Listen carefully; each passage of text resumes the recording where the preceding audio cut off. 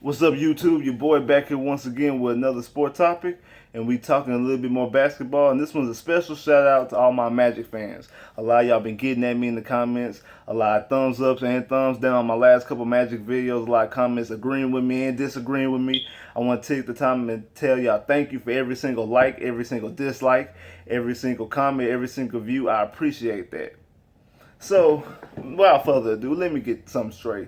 A lot of people get twisted and think that I just really hate this draft pick of the Magic drafting Jonathan Isaac. Don't get it twisted. I don't like the pick. I'd rather us have Dennis Smith or Malik Monk or Jason Tatum if he was available than Jonathan Isaac. I'm not going to back off that stance. I'm not going to be one of those people who act like I was always on this. If I have an opinion, I have no problem telling you I'm wrong. If years later I'm wrong and Jonathan Isaac is a superstar, I would be the first one to say I was completely wrong.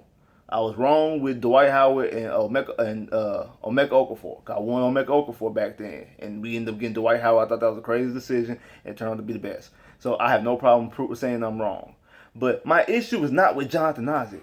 My issue has nothing to do with Jonathan Isaac. My issue actually has to do with the organization. The Magic organization keep changing the plan on us.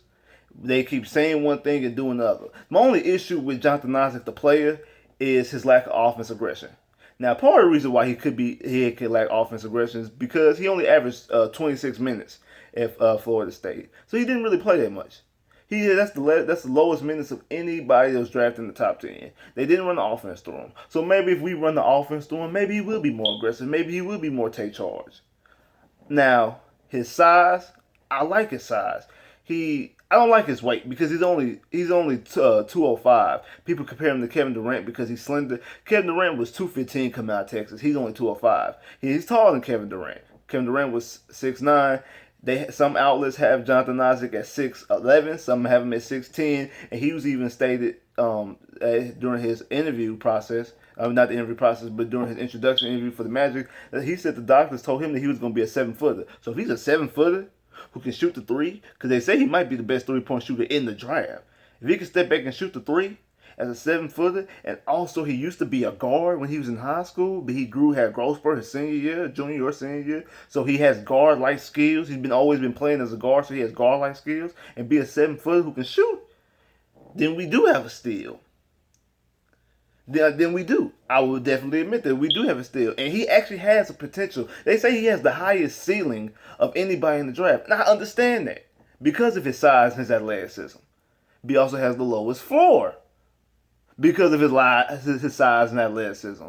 Because he might not reach his potential and you might be stuck with, I don't think it's going to be, I just see him as a regular player. I think he's just going to be a regular nice piece, not a star. And I think with that 6th spot, you should have took a star. That's the reason why I was on the Dennis Smith bandwagon, the Dennis Smith train, because I think at the very least, if he's not, I think he would be a star. And if he's not a star, he would definitely turn Aaron Gordon to a star. I know people like we got EP, got mad love for EP. He averaged a triple double, but he was third in the league in triple doubles behind the MVP in Westbrook and the MVP run up in Harden. He was third in the league in triple doubles, but he was only averaging. I mean, not averaging, but his triple doubles was only 10, 10, and 12, or 10, 11, and 11. He wasn't scoring 29 points. He was only scoring 10 points. 15 points, 14 points, stuff like that. He wasn't scoring. He wasn't getting 20 to 25 points. James Harden and Westbrook, the reason why they triple doubles mattered because they were scoring 28, 29 points, 26 points in the game, average. That's my issue. I like EP a lot, but EP is not a star player. EP's a nice piece. And if you had Dennis Smith, you could have EP off the bench, and I think that would be a perfect spot for EP to be a 6-man. Because if EP was coming off the bench, EP would definitely be a 6-man year candidate. If he could still get those triple doubles, which I think he could. Because his triple doubles really didn't rely on him scoring. His triple doubles more relied on him getting rebounds and getting assists, which I think he would still be able to do coming off the bench. So, now, with the athletic and the size and athleticism and the skills that Aaron Gordon has, comparing him because he plays defense like Kawhi, he can defend 4 to 5 positions. They said that he definitely can defend the 3, the 4, and the 5. But they were saying that if he needs to be, he can defend the 2 and the 1 as well. So that's a plus. He can block shots like it's nobody's business. That's a plus. if he develops those offensive skills, which he already has, if he just needs to work on them more, he could be a steal. And with the way he can rebound, and you pair him with Aaron Gordon, they can definitely get extra possessions, extend possessions, and their skill set could really do something, especially in the East. I agree with that. But that's why I said my issue is not with Jonathan Isaac. My issue is with the organization because they keep doing stuff over and over. They keep changing positions and changing philosophies. Oh, we're gonna build our team like the Spurs and the Thunder, and then when you get assets, you trade them away. Oh, making bad decisions like hiring Zach Vaughn and hiring Scott Skiles, and then trading Tobias Harris, and then trading Victor Oladipo for Serge, which made no sense. Serge did not fit on the team, no way. And you didn't one, you can't even build around Serge. And then two, you trade Serge for Terrence Ross. And so then now with the draft pick of Jonathan Isaac, it tells me that you are rebuilding. It tells me that we're starting over and we're gonna rebuild now. I think with Dennis Smith was a plug-and-play guy that you draft him, you play him, and you build your team around Smith and Aaron Gordon, and you go forward today and try to shoot for the playoffs this coming up season. I think with Jonathan Isaac, hey, if we make the playoffs, cool. It's better than it's been 5 years since we made the playoffs. If we make the playoffs, cool. I think with the draft pick of Jonathan Isaac, they like, if we make the playoffs, that's cool, but if we make the lottery, that's cool too. Because I think they have their eye on a point guard. This point guard coming out of Duke named Trevon Duval. I want you guys to watch Duke this year. If you're not a Duke fan, watch Duke this year. Because the boy is nice and very skillful. When I seen his footage and film, I was like, man, I would not mind him being the Magic. But I was already on the Dennis Smith train, and I'm a win now guy. Like, hey, if we can get somebody in today, yeah, like I think Trevon Duval probably could end up being a better point guard than Dennis Smith. So maybe it is a better decision to let Dennis Smith walk. You bring in Jonathan Isaac, and then you draft Trevon Duval. Did I just talk myself into liking this Jonathan Isaac pick? Because if you pair Jonathan Isaac and Trevon Duval and also Aaron Gordon, could this be nice? Could this be like the 76ers? What they doing, trying to pair up Fultz and Embiid and Simmons? I think I might just talk myself into this sneakily. But I seen the first footage I seen him in. I'm gonna leave a link in the bottom of I'm gonna leave a link in the description. It's a top 20 ankle breakers and dunks. It's a reaction video from Overside. Shout out to Overside. If y'all haven't followed him or subscribed to him, follow him, subscribe to him as well. I'm gonna leave a link in the video to his reaction video of this top 20 ankle breakers and dunks. And when I seen them, I'm like, yeah, the boy's bad. And I'm a Duke fan as well, so I'm happy to see him going to Duke anyway because I'm a Duke fan. I'm a root for Duke, and I watch Duke basketball play anyway. So I definitely hope he does well as Duke. And then since a lot of point guards went high this year, a lot of teams got point guards this year who are normally lottery teams anyway.